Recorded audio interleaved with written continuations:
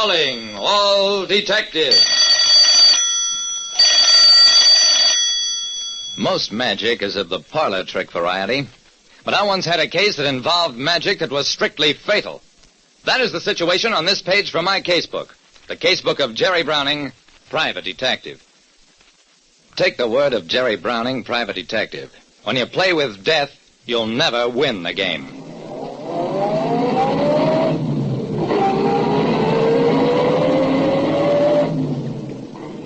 I was on my way to Louie's Hamburger Heaven in answer to a panicky call about something Louie said he couldn't discuss over the phone. Louie's one of my friends, a burglar turned restaurant owner, and doing well at it.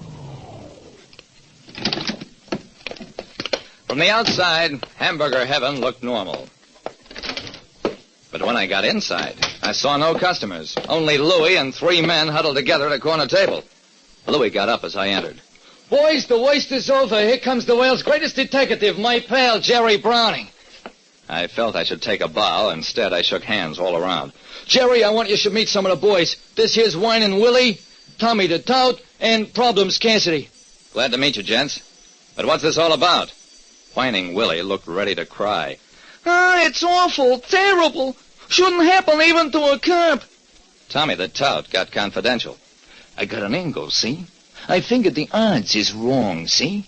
Problems Cassidy held up his hand. We gotta face the issue.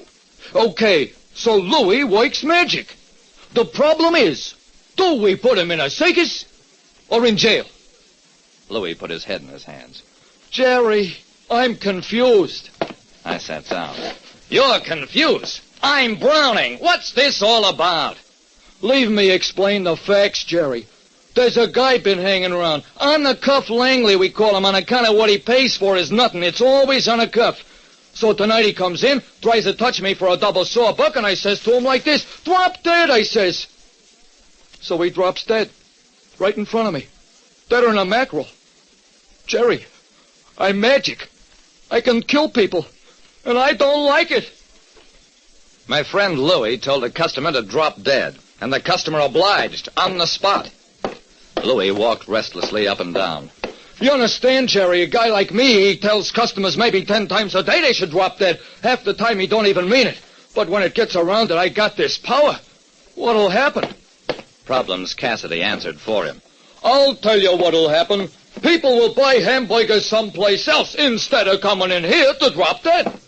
Tommy the Tout had an angle.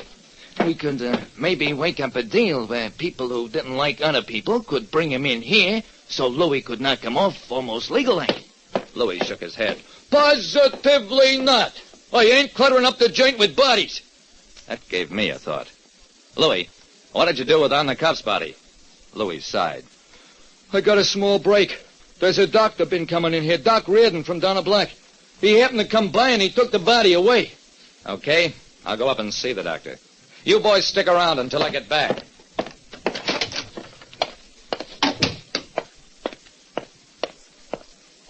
Doc Reardon's office was a shabby hole in the wall.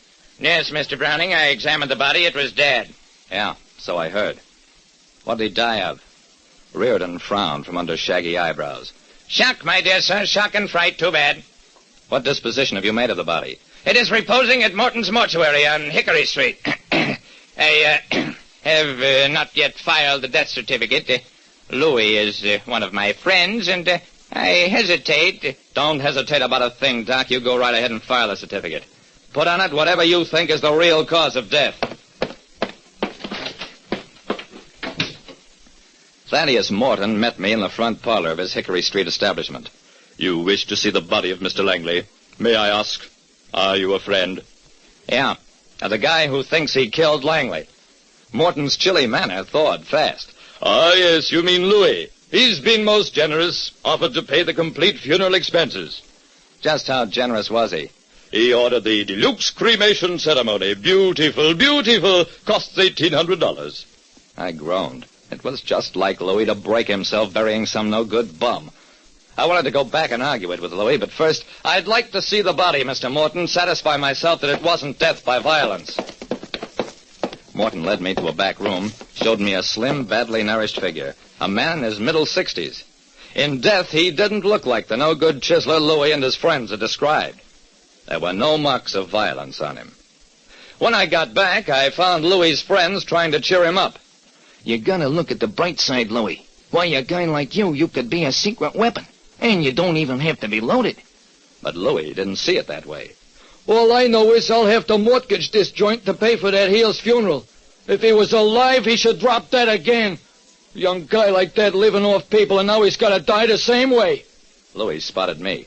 Hey, what'd you find out, Jerry? I found plenty. Come on, all of you. Let's go and make things lively at the funeral parlor.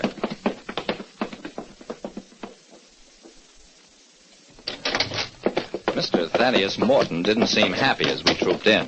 Hello, Mr. Morton. I brought Louis and his friends to take a last look at Langley's body. Why, the coffin is already sealed, awaiting cremation. Yeah, then unseal it. For 1,800 smackers, you can nail it up twice.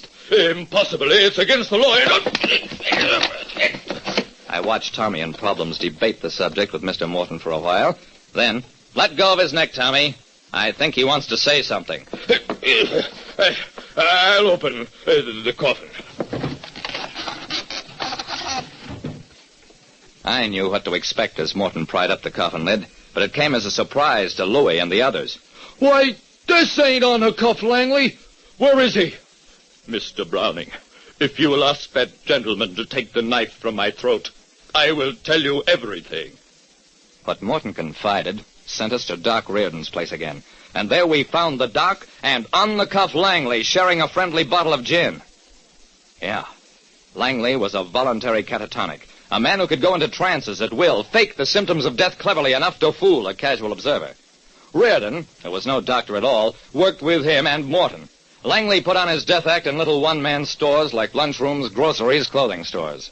Reardon showed up immediately thereafter, and the swindle was all set with the aid of Morton, the third partner. I suspected a racket right from the start when Reardon hinted he could be bought off on the death certificate. And I was sure of the racket when Louis mentioned that on the cup was a young man, instead of being the old man I was shown at the funeral parlor. Well, all three got a nice long jail sentence. But Louis's friends were sad. Louis, you lost out on a terrific career. Tommy, you can go drop. He paused as Tommy turned pale. I mean, you can drop in at the joint for a free feed any time. And that was the end of Louis's career as a stool pigeon for death. Like I said, death is a visitor who always comes around sooner or later. So why invite him, even in jest? Listen next time to Calling All Detectives. Mystery drama, mystery quiz, and a chance for you to match wits with yours truly, Jerry Browning, Private Detective.